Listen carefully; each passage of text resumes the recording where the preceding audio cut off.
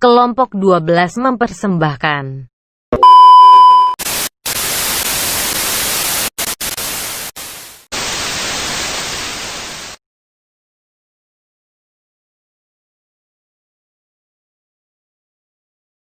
Assalamualaikum warahmatullahi wabarakatuh. Perkenalkan, nama saya Muhammad Rizky Bayu Prasetyo, NIM 03041781722114, konsentrasi teknik tegangan tinggi. Perkenalkan, nama saya Muhammad Gilang Ramadan, NIM 03413817222106, konsentrasi teknik tegangan listrik, subkonsentrasi sistem tenaga listrik. Perkenalkan, nama saya Dinda Dwi Septianti Putri, NIM 03041381722112, konsentrasi tegangan listrik. Perkenalkan, nama saya Ilyas Akmal Akbar, konsentrasi teknik tegangan tinggi. Perkenalkan, nama saya Ahmad Rafli Baiduri, NIM 03041781222118, konsentrasi teknik tenaga listrik. Baik, saya akan menjelaskan tentang pembangkit listrik tenaga bayu, dimulai dari pengertiannya terlebih dahulu. Pembangkit listrik tenaga bayu ini merupakan pembangkit listrik yang memanfaatkan energi angin untuk menggerakkan turbin, di mana turbinnya nanti akan menggerakkan generator yang akan menghasilkan energi listrik. Pembangkit listrik tenaga angin ini mempunyai kelebihan, diantaranya adalah yang pertama yaitu menjadi sumber energi terbarukan, karena sumber energi angin ini tidak akan pernah habis. Yang kedua, listrik yang dihasilkan oleh angin tidak menimbulkan emisi yang bisa menyebabkan hujan asam ataupun gas rumah kaca. Yang ketiga, energi angin merupakan salah satu energi alternatif yang jika digunakan tidak mencemari lingkungan. Keempat, menggunakan phase yang lebih kecil. Kemudian ada kekurangannya juga, diantaranya adalah yang pertama, tidak mudah diprediksi. Yang kedua, memerlukan biaya yang tinggi. Yang ketiga, biaya perawatannya yang tinggi, karena turbin ini di beberapa bagian itu ada yang mudah rusak. Kemudian yang keempat, membutuhkan turbin angin yang banyak. Nah, ini adalah konstruksi dari PLTB. Seperti kita lihat yang dijelaskan di awal tadi, di mana energi anginnya ini digunakan untuk menggerakkan turbin. Turbinnya ini dikapel dengan gear dan untuk menggerakkan si generator. Setelah generatornya berputar, generatornya akan menghasilkan energi listrik. Di sini juga dilihat beberapa perlengkapannya. Ada brake, ada yaw drive, yaw motor dan lain sebagainya. Nacelle sebagai pelindungnya. Nah, kemudian untuk jenis PLTB akan dijelaskan oleh rekan saya Rafli Baiduri. Pada Rafli saya persilakan.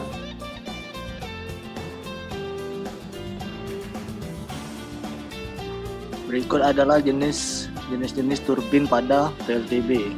Yang pertama ada jenis turbin HAWT, Horizontal Axis Wind Turbine. Jenis yang paling banyak digunakan turbin angin ini biasanya mempunyai sudut dengan bentuk irisan melintang, khusus di mana aliran udara pada salah satu sisinya dapat bergerak lebih cepat dari aliran udara di sisi yang lain ketika angin melewatinya. Fenomena ini menimbulkan daerah tekanan rendah pada belakang sudu dan daerah tekanan tinggi di depan sudu. Perbedaan tekanan ini membentuk gaya yang menyebabkan sudut berputar.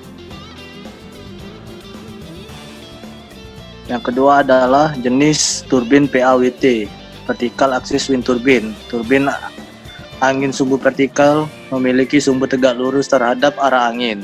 Turbin angin sumbu vertikal pada umumnya memiliki dua jenis yang banyak ditemui dan digunakan, yaitu jenis Saponius dan Darius. Ya, berikut adalah contoh gambar dari turbin angin Saponius wind turbine dan Darius wind turbine.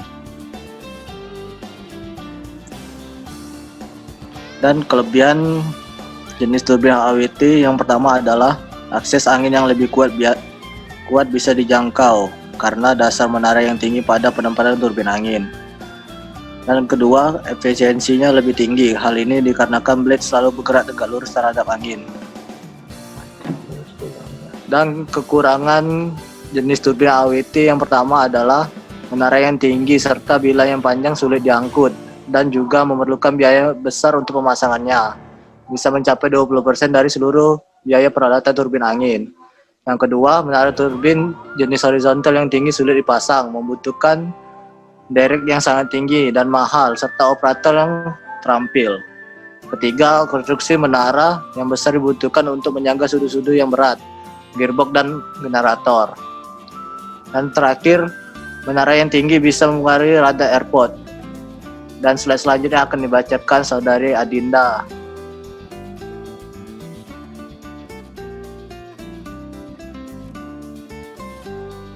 Baik, saya akan menjelaskan mengenai kelebihan dari jenis turbin angin PAWT.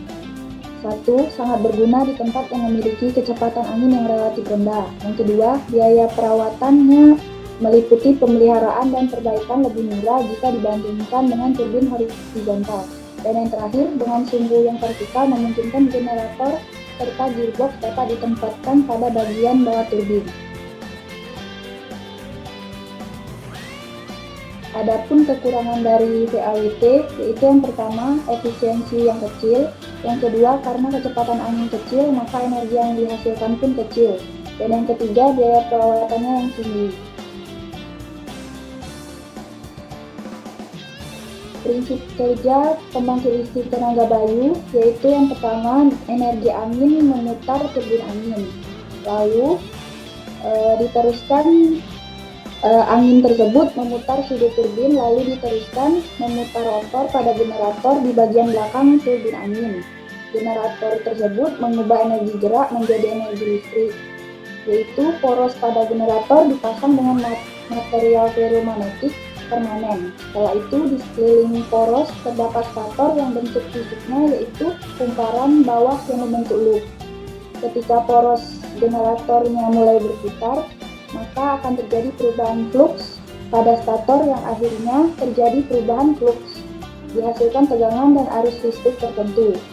Tegangan dan arus listrik yang dihasilkan ini disalurkan melalui kabel jaringan listrik yang akhirnya digunakan oleh berbagai masyarakat. Tegangan dan arus listrik yang dihasilkan oleh generator berupa AC yang memiliki bentuk gelombang kurang lebih sinusoidal. Energi listrik ini biasanya akan disimpan ke dalam baterai sebelum didapat dimanfaatkan.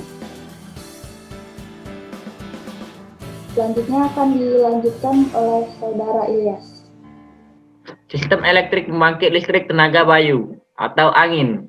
Secara umum, sistem kelistrikan dari PLTB dapat dibagi menjadi dua, yaitu kecepatan konstan dan kecepatan berubah. Keuntungan dari sistem kecepatan konstan atau fixed speed adalah murah. Sistemnya sederhana dan kokoh. Sistem ini beroperasi pada kecepatan putar turbin yang konstan dan menghasilkan daya maksimum. Pada satu nilai kecepatan angin, sistem ini biasanya menggunakan generator tak serempak atau synchronous generator dan cocok diterapkan pada daerah yang memiliki potensi kecepatan angin yang besar.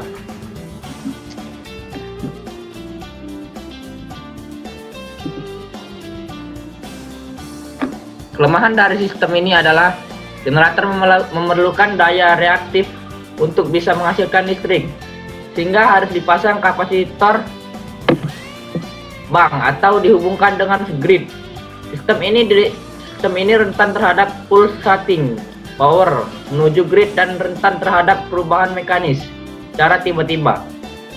Gambar berikut menunjukkan diagram skematik dari sistem ini. Selain kecepatan konstan, ada juga sistem turbin angin menggunakan sistem kecepatan berubah, variable speed.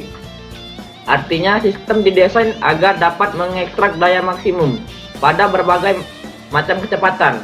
Sistem variable speed dapat menghilangkan pulsatis torque yang umumnya timbul pada sistem fixed speed.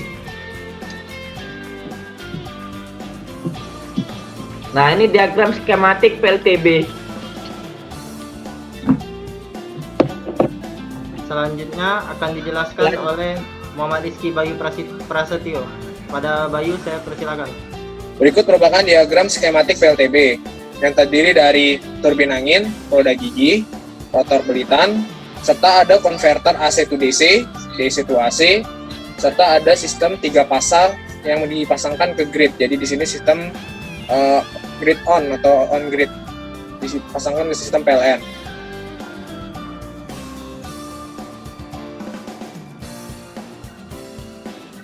Daya input PLTB.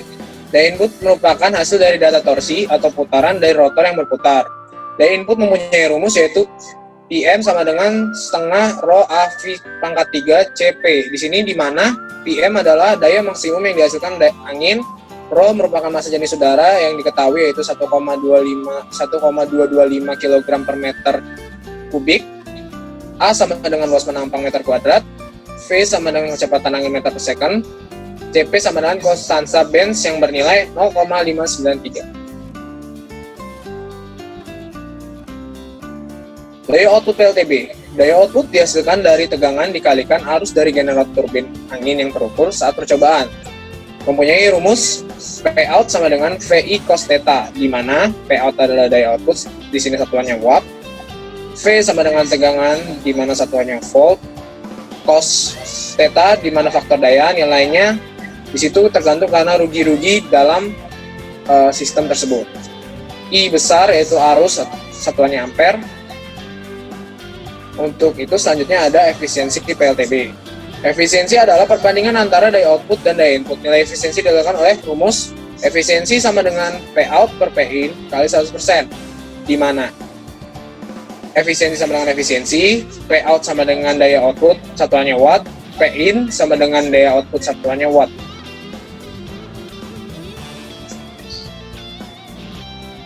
Sekian presentasi dari kami kelompok 12. Jika ada salah atau kurang kami mohon maaf. Pada Allah Subhanahu wa taala kami mohon ampun. Wassalamualaikum warahmatullahi wabarakatuh. Terima kasih telah menonton.